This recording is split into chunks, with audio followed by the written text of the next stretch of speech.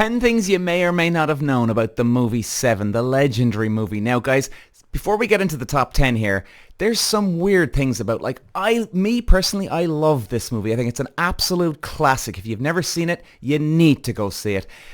And then on the other hand, some of these top 10s will make you think, actually, as much as I love the two actors in this, no, there's some guys that actually turned down roles, rejected the roles before they shot the movie.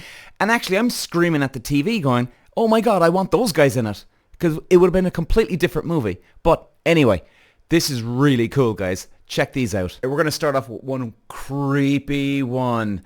Number 1, when Mills and Somerset go to Wild Bill's leather store looking for information about John Doe, the clerk says that Doe had a limp. Behind them, outside the store, a man limping is shown watching the detectives. Did you ever spot that in that movie?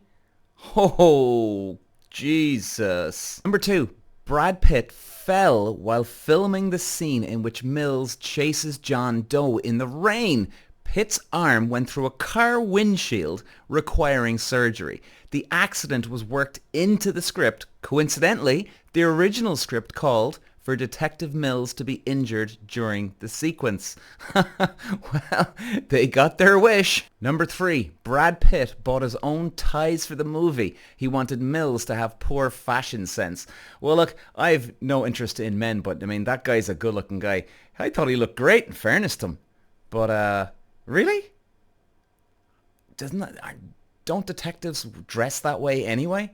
Nothing against detectives, by the way. Hey, number 4. Oh, this kills me. Denzel Washington turned down the role of Mills that went to Brad Pitt, telling Entertainment Weekly that the film was too dark and evil. Washington later regretted his decision upon seeing a screening. Oh, man. I think Brad Pitt was great in it, but can you imagine Denzel? What's in the box at the end of the movie? I'm not giving away anything, by the way. Oh, man. I gotta say, I think Denzel would have been better in that role. Right, number 5. All of John Doe's books were real books written for the film. They took 2 months to complete and cost $15,000. According to Morgan Freeman, 2 months is about the time it would take the police to read all the books. Do we really believe that one? I mean, I know attention to detail is very important for movies, but was there any need to go this far?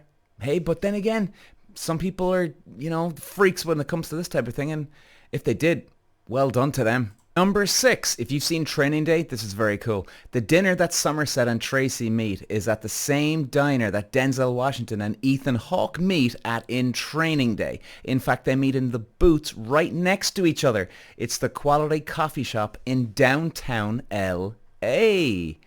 There you go, lads. Number 7, this one kills me, man. As we discussed, Denzel actually turned down the role. But not only did Denzel turn down the role, Al Pacino turned down the role. And he also said that it was a mistake that he did. I mean, guys, can you imagine Al Pacino in this movie replacing Morgan Freeman, and then Denzel replacing the Brad Pitt? Morgan Freeman, brilliant too. Brad Pitt, brilliant. But, oh, God, that would have been unbelievable. Just make that movie again, please, with those two lads. Okay, get this one. This is hilarious. Number 8, Gene Hackman was offered the role of Somerset, but turned it down because of too many night shoots. I mean, there you go, man. You become a huge movie star and you just don't give a shit. Number 9. This might freak out the lady fans of Brad Pitt. Somerset reveals to Mills and Tracy that his first name is William. William is Brad Pitt's real first name.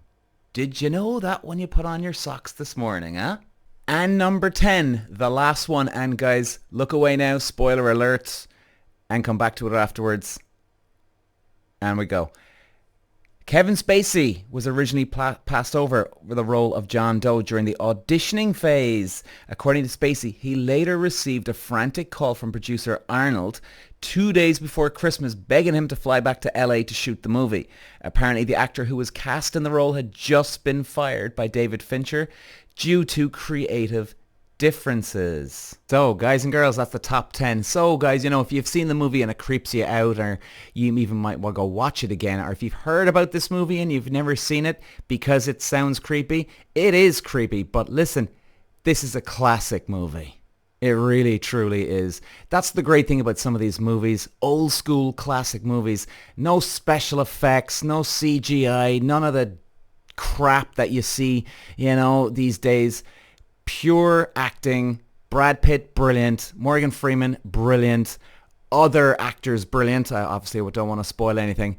You gotta go see it. And hey, if you think Brad Pitt's good looking now, well, check him out in his peak days, because women were just in love with this man back in the day. Cheers, guys. Bye-bye. Peter. Wow.